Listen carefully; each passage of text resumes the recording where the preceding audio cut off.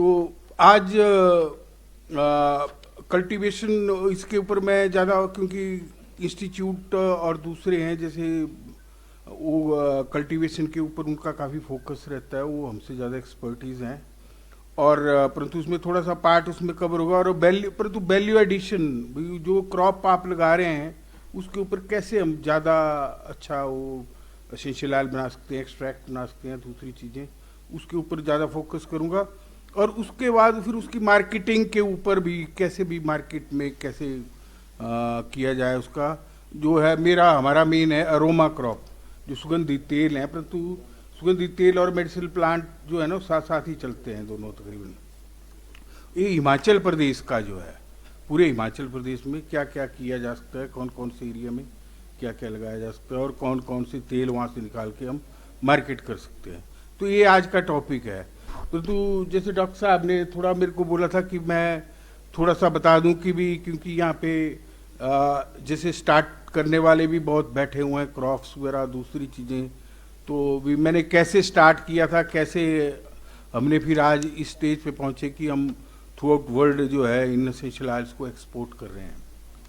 तो एक्चुअली मेरे फादर जो थे वो, उनका काम था पोटैटोज, फूड ग्रेन्स और टिम्बर वगैरह इन चीज़ों का।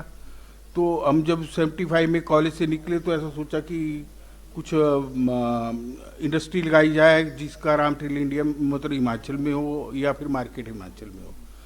तो जैसे ही एक रिपोर्ट लगी फॉरेस्ट रिसर्च इंस्टीट्यूट देहरादून की कि यहाँ पे भी काफ़ी जंगल काटे गए हैं पीछे, और जो स्टम्प्स बच जाते हैं नीचे उसमें पैथोजन डेवलप हो जाते हैं और वो अटैक करते हैं न्यू जर्मिनेटिंग प्लांट के ऊपर, या फिर जो नए प्लांट्स उनके ऊपर भी डिजीज फैलती है।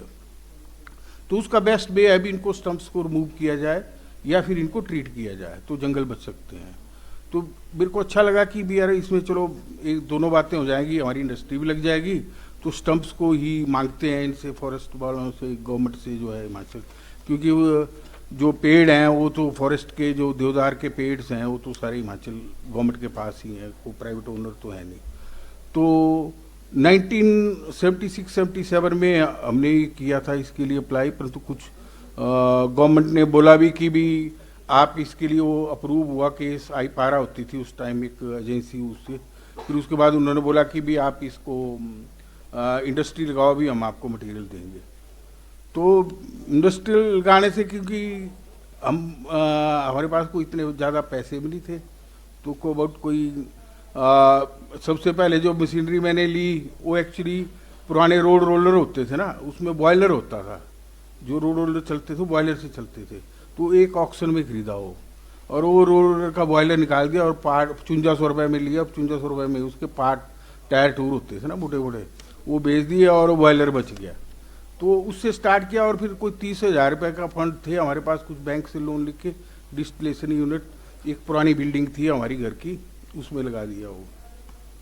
तो पुरानी बिल्डिंग को भी एक्चुअली वो डिस्टिलेशन स्टील वगैरह खोदनी पड़ती है ना, तो मेरे दादाजी थे वो बोलते थे, अरे भाई कई होते हैं भाई घर बनाते हैं, ये ऐसा पैदा हुआ है भाई घर तोड़ रहे हैं तो वो उस टाइम की बात है। परंतु बाद में जब वो इंडस्ट्री चली आती तो घंटा घंटा बैठते थे, अभी आपने बहुत अच्छा काम किया तो ऐसे मतलब कई, मैं इसलिए बता रहा हूँ कि कई चीज़ें डिस्करेज करने वाली भी आती हैं, कई चीज़ें एनकरेज करने, कई ऐसा सोचते हैं कि हमारे पास फंड्स नहीं है तो सब कुछ हो जाता है, आप में विल पावर होनी चाहिए करने की। तो इसीलिए मैं इस चीज़ को बता रहा हूँ। तो इंडस्ट्री फिर तो एग्रीमेंट, फिर क्योंकि डिपार्टमेंट के पास तो वो कुछ कारण से नहीं हुआ, तो 1980 में जाके एग्रीमेंट हुआ गवर्नमेंट के साथ 20 साल के लिए रॉ मटेरियल के लिए। तो ऐसा फिर वो 1980 में स्टार्ट किया काम। तो स्टार्ट करने के बाद भी एक्चुअली इसकी जो है ये चीज़ जो है ना, ये बिकती है एक्चुअली फ्रेगरेंस फ्लेवर्स के लिए, जैसे साबुन बनता है, अगरबत्ती बनती है, दूसरी बनती है ऐसी चीज़ें। तो इसकी मार्केट ऑलमोस्ट बाहर ही थी, हिमाचल में कोई मार्केट नहीं थी।